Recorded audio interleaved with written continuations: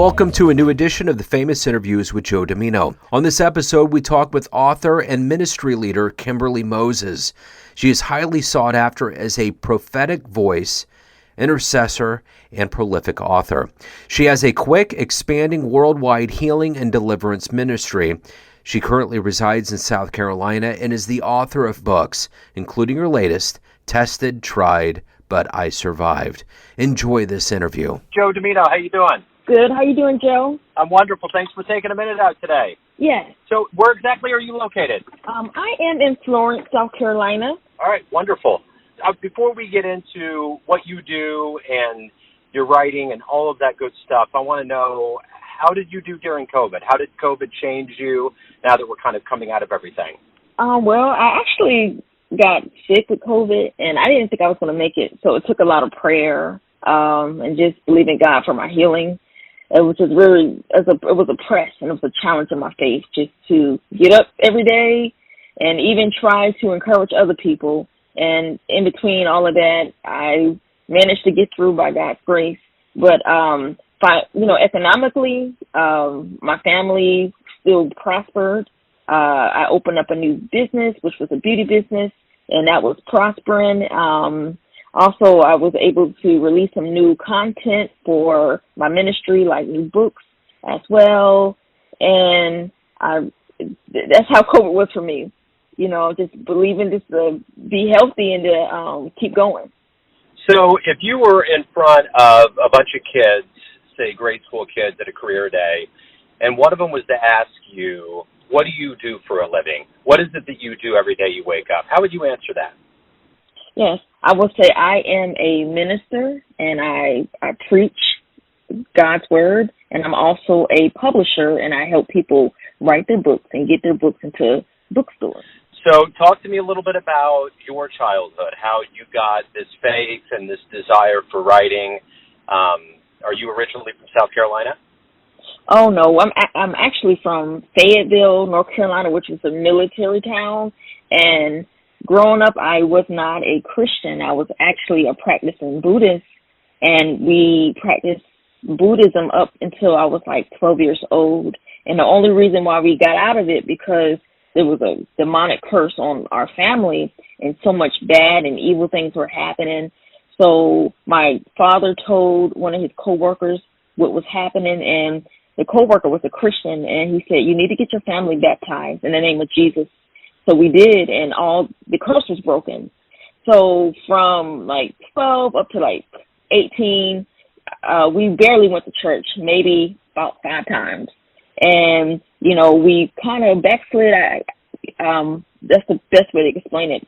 So when I got around 21 years old, I got in a bad car accident, and I thought I was going to die. But between like 13 and like 21, I started becoming an exotic dancer.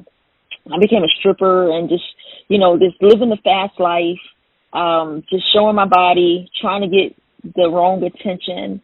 And I remember the day of my car accident, that's when I knew God was real, because I had a Bible in my passenger seat that my sister had gave me because she got saved.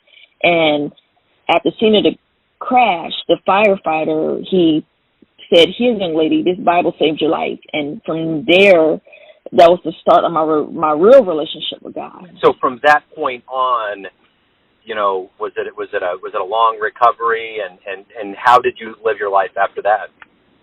Yeah, so I went to therapy maybe about 6 months, like the chiropractor, the doctor, to manage the pain. I had bad whiplash. I had to get my braces back on my teeth because the accident, the impact just made the rubber bands pop. But the recovery was like intense. It was tough, but I began to get a relationship with the Lord, and from there I got filled with the evidence of speaking in other tongues, and I began to hear God's voice, but not as regularly as I do now. But that was the start of just knowing that He was real. And I started having peace. I remember just smiling all the time, and people were saying, "Why do you keep smiling?" Because I just had this joy inside of me, and I couldn't help but to smile. And that was the start. So talk to me about writing, when did that start for you? When was that something that was going to be a focus for you? Yeah, so I started really writing actually, I started writing books in like 2014, but I had no idea that I was writing on my life until, I had like a moment, like God would show me, like, you always wrote. So actually, I started writing, I wrote my first book, and I remember getting a reward in class for it.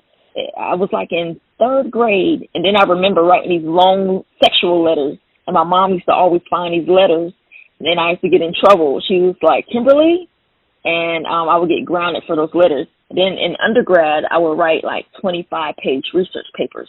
So the Lord showed me I was always writing.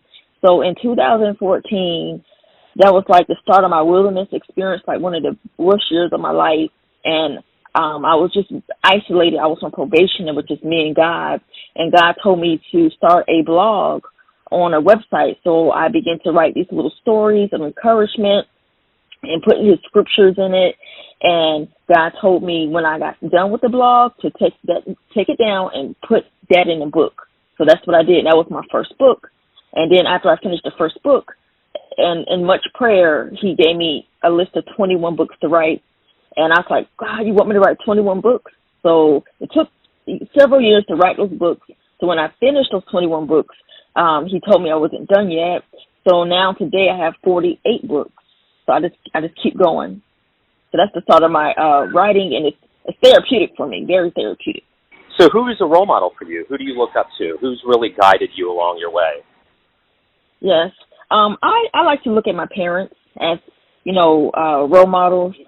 It's amazing how much they overcame in life, just from being poor, going through difficult times, loss, challenges. And, they believe in God, and they also encouraged me in my walk as well with the Lord. And I like how no matter what happened in life, they still stuck together through the ups and downs. So that just encouraged me. They've been married over like 40 years, and that's a blessing. 40 years. They've been married 40 years. So I don't really see too many people now that has been married that long. So they're like my role models. So if you could meet anybody alive on the planet right now and talk to them, who would it be? I would like to meet Bishop T.D. Jakes. I think just how he's crossing over to the media and doing like some things like in the entertainment industry, I think that's amazing. The books that he wrote, that's really encouraging for me as an author just to look up to. And also just knowing where he came from, the challenges when he first started out. He was wearing like old clothes. He couldn't afford shoes. He had a small ministry for many years before God blessed his ministry to expand like it is now. And that's encouraging to me because I feel like I'm there sometimes where I've been, broke. I couldn't afford certain things in life. I remember sleeping on the air mattress because I couldn't afford a bed. When I did get like $20 sometimes, I was so broke, I didn't know if I was going to put the $20 in my gas tank or buy something to eat with. There was times I got evicted. So just seeing just that process of somebody else going through that and something I went through, it just gives me hope. So let me ask you this. If you have a dream tonight and you run into your younger version of yourself, and you could give your younger version one piece of advice based on what you've learned throughout all these years, what would you tell your younger version? I would tell my younger version, slow down. Don't even waste your time with these guys out here. Don't waste your time trying to chase money because money is not everything. You can have money today and lose it tomorrow. And I would really tell my younger self to apply herself, to go to school and be focused and get that education. That's what I would tell my younger self instead of playing around with classes, dropping classes, and wondering in life like what she's going to do. Now that the world's opening up, things are kind of happening more now. Let's say we talk in 5 years from now. What are you going to look forward to seeing happen in your life? So 5 years from now, I look forward to having this big, beautiful home, several homes, like rental properties. Like to have my own spot to do like events in, to do some media, studio recordings in, to do like some productions for like maybe film and like other like shows. And also I would like to see my children do good, send them off to college right, make sure they go to college. That's like my biggest concern. Make sure, they be focused and go to the right college. So everyone has a perception of you, an idea of who they think you are, your family, your friends, your readers, but ultimately you live your life. Who do you think you are? I think I am a workaholic, a go-getter, someone that just, that just always just on the move. And honestly, I would like myself sometimes to, sometimes learn how to balance things better, like learn how to balance the family, learn how to balance the ministry, learn how to even balance work and don't take so much on myself because I'm only one person. So what's been the best fan response you've gotten for your writing? Someone that reached out that you remember and they said some nice words. Yeah, so it was encouraging. I have a book called In Right Standing, a daily devotional, and someone picked the book up and they cried the whole time and they drew closer to God and they saw some things about themselves that they needed to get delivered from. And just that right there, that inspired me. Then another testimony is a pastor found my book, Warfare Strategies, and she invited me to be the guest speaker at one of her events. And she said that book was so real. And she said every page just spoke to her about her situation. So I was just very grateful. And she had her whole church reading the book. And everybody, they spent like an hour telling me how much the book changed their life and how much they learned.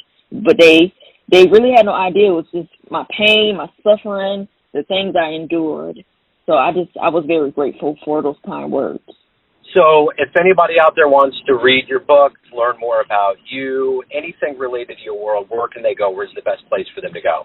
They can go to my website at prophetessk.org, or they can look up my name, Kimberly Moses, on Amazon, and you'll see several of my books pop up. And you can follow me on Facebook. Just type my name, Kimberly Moses. Beautiful. Kimberly, hey, thank you for opening up. I appreciate your story, and good luck with you got a lot of books coming out, so good luck with everything. Yes, thank you so much. Thanks for tuning in to another famous interview with Joe Dimino, where we cover the world of art, literature, and music around the globe. If you want to hear more interviews, visit the Famous Interviews with Joe Dimino channel on YouTube. Thanks again for listening, and until next time.